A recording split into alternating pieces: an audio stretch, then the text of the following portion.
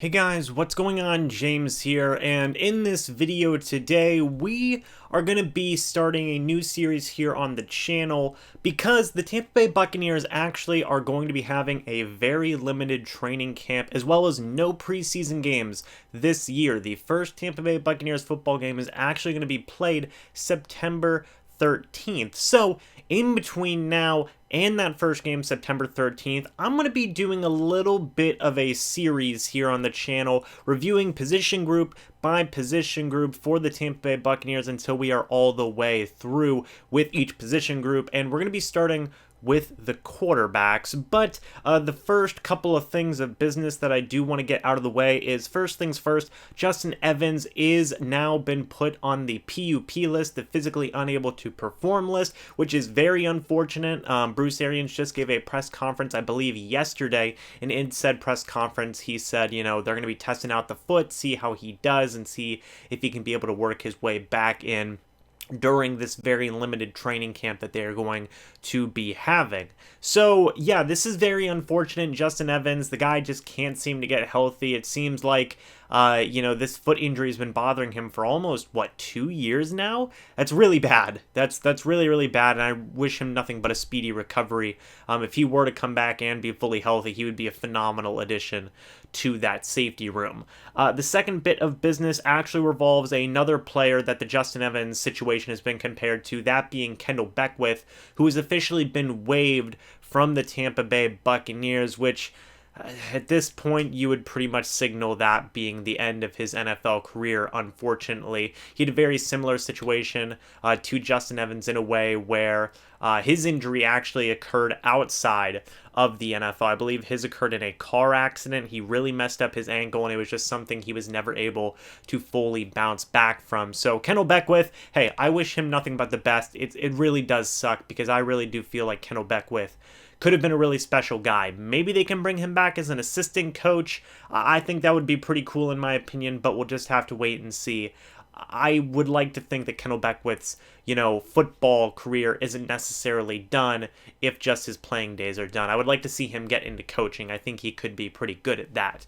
And then finally, Keyshawn Vaughn has been put on an illness list. I'm not going to say what that illness is because, YouTube, sometimes doesn't like words being said on certain videos. So, yeah, Keyshawn Vaughn has been put on an illness list. We're going to assume that the Buccaneers are going to take their time working him back into the fold and whatnot, so he can be out for really any amount of time. It just depends on how he's feeling and how quickly he can recover from said illness. And speaking of said illness, Cameron Brate actually just came out and said that he had recovered from said illness and promoted staying safe and social distancing and things along those lines. So guys, for everybody out there, hey, social distance please, and make sure everybody's staying safe out there. It's been some really crazy times here the past few months for everybody. I know we're all probably feeling pretty stressed out and crazy at this point, so let's just all try to be there for each other and just relax. So anyway, with all those small snippets of news bits out of the way, let's get into reviewing the quarterback position for the Tampa Bay Buccaneers. Now guys, I'm going to tell you right now, if you're looking for a developmental guy in your quarterback room, you're not going to find one on the Tampa Bay Buccaneers. You have 4 quarterbacks right now who are currently on the roster. Things could change, although if I'm being honest with the way society is right now and how things are going, I don't know if a lot of roster moves are going to be made, just not for the Tampa Bay Buccaneers, but I think in the NFL in general. But right now you have 4 guys, and yes, it could potentially change. You have Tom Brady, who is 42 years old. BlaineGabbert, who is 30 years old, Ryan Griffin, who is 30 years old, and then finally Reed Sinnett out of San Diego, who is 23 years old. He is an undrafted rookie free agent. So let's just start right off from the top. Tom Brady, 42 years old. What more can be said about Tom Brady? He's a 6-time Super Bowl champion. Probably the greatest quarterback of all time. For years I used to debate and say, well, Joe Montana, well, Johnny Unitas. I still really do think Johnny Unitas maybe, But yeah, you can make a very solid argument that Tom Brady is the best quarterback to ever play in the NFL, and he's on the Tampa Bay Buccaneers right now at age 42. And I know people are going to scoff and say age, blah, he's going to suck. I don't know if people are saying he's going to suck, but they're going to say that his age is going to be a hindrance to him, much like it was last season.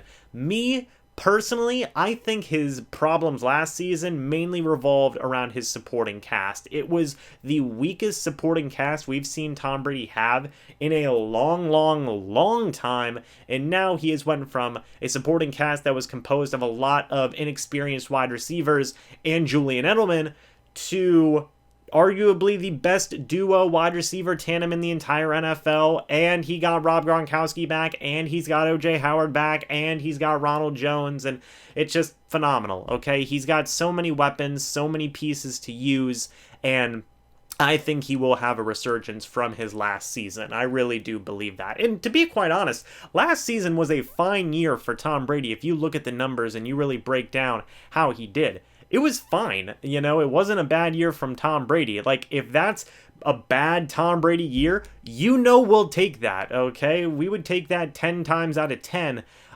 considering the history of Buccaneers quarterback play just for the entire franchise. So yeah, we would take a bad Tom Brady year if you go look at the numbers from last season from him. So yeah, I have full confidence in Tom Brady. He's been really trying hard to get everything going, learning the system, things along those lines. Bruce Arians just said in a recent press conference that he is ahead of the curve, and he's been trying to work out with as many guys as he possibly can. You know, he really doesn't care about protocols and things along those lines, which is interesting, but I do appreciate his competitive nature and really getting all the troops riled up, and I think that that will just help the cause. So yeah, Tom Brady, of course, he's going to be very good.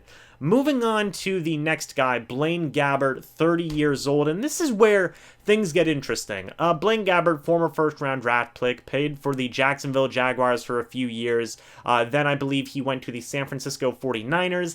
Then I think he went to the Arizona Cardinals, where he actually played with Bruce Arians for a year. Then he went to the Tennessee Titans. Now he's with the Tampa Bay Buccaneers. He did not play last year. He suffered a dislocated shoulder in the preseason. That pretty much put him on the IR and wiped him out for the entire year.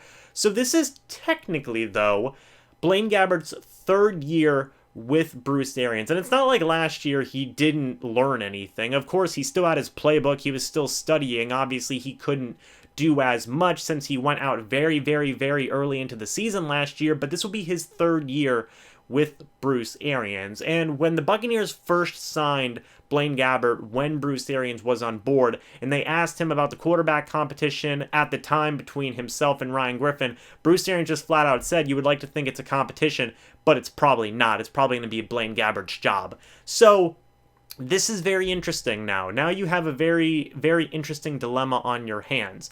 Me personally, I'm a very big BlaineGabbert guy. I call him the gift of Gabbert. I know a lot of Bucs fans don't like BlaineGabbert, and that's fine. I can completely understand that, but I do think you could do a lot worse in terms of backup quarterback options. He is a former first-round draft pick, a highly touted first-round draft pick at that. He was a very high pick when he was drafted. So, hey, you know, there was something there to make the Jacksonville Jaguars say, you know what, this guy has a lot of potential and just raw ability. Let's bring him in. So I think in terms of having a capable backup, BlaineGabbert's fine. He just needs to stay healthy. Let's see how that shoulder's doing. And this will be his third year with Bruce Arians. So he really does have a lot going for him in terms of being in the mix for that backup quarterback job. The next guy I want to move on to, Ryan Griffin. This is where it gets interesting. I just talked about all the experience that BlaineGabbert has had with Bruce Arians. Bruce Arians likes BlaineGabbert a lot. We all know this.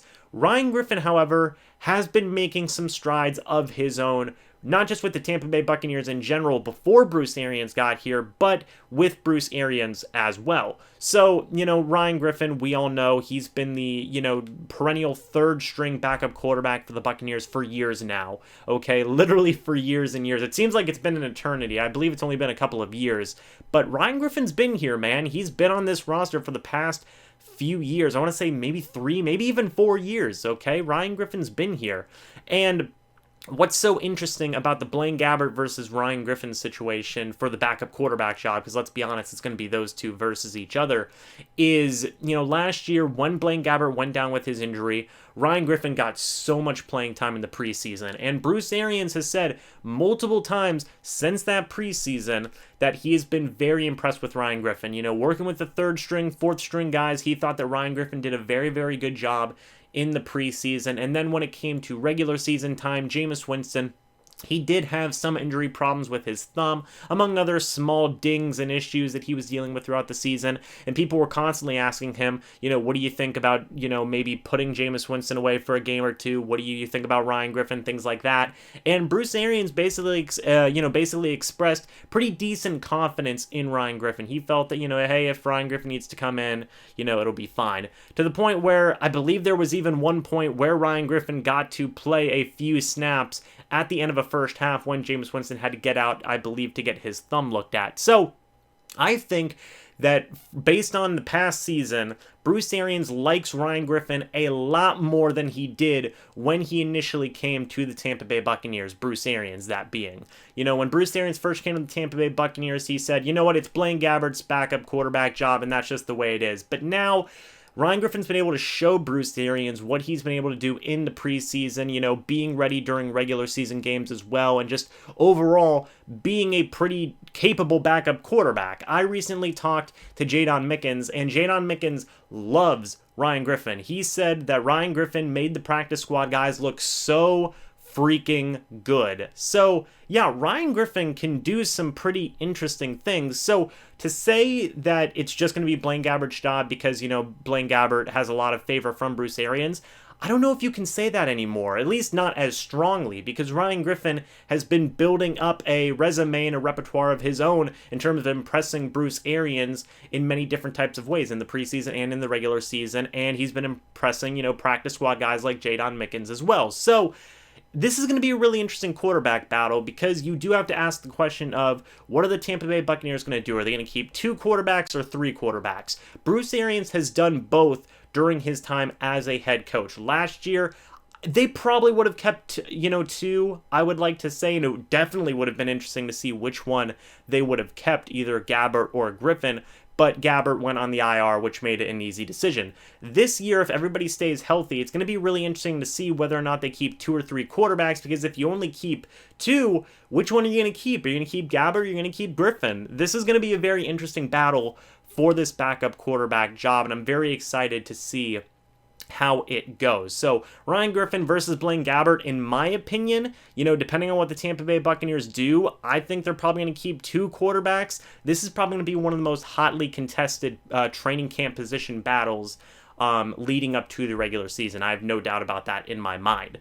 Finally, the last guy that we're going to be talking about, Reid Sinnett, the undrafted rookie free agent out of San Diego, 23 years old. And look, I like the guy. I think he could be a nice developmental guy somewhere down the line, but I just don't think he's going to make this roster. I do want to see him do some impressive things. None of us are going to be able to go to training camp, unfortunately, so we won't be able to see how he's going to be doing. Bruce Arians came out recently as well in a press conference and said that it really sucks for a lot of these undrafted free agent young guys because they won't have as much time to show what they can do and get a lot of reps in, which does suck for guys like Reid Sinnett, among other guys as well. And we will talk about that in other position groups later on in this series. But yeah, maybe he could end up on the practice squad. Who knows? I wish Reid Sinnett nothing but the best, and hopefully he can go on the practice squad and maybe be something somewhere down the line. Although I really think in terms of the backup quarterback job battle, it's going to be BlaineGabbert versus Ryan Griffin. But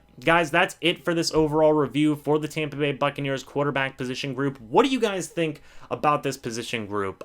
Me personally, I think it's a good quarterback room. When you have Tom Brady in there, you really can't go wrong. I really do wish they did have a developmental guy. Me personally, I would have loved to have seen Josh Rosen on this team, but if I'm being honest, now considering all the protocols and other things going on in the NFL, we may not see a single trade in the NFL this upcoming season. I genuinely do believe that is a possibility, but while there is a lack of a developmental guy besides maybe Reid Sinnett, who you could make an argument for, Tom Brady, he's phenomenal. And BlaineGabbert versus Ryan Griffin, hey, either one of those guys could be a capable backup if they decide to only go with 2 quarterbacks. So, yeah, we'll just have to wait and see. If you go with all 3 quarterbacks, then, yeah, this is a fine quarterback room. But anyway, guys, that's it for this video. Let me know what you think down in the comment section below. And, yeah, that's pretty much it. I will see you guys in the next video or the next live stream. But until then, as always, guys, goodbye for now, and go Bucs.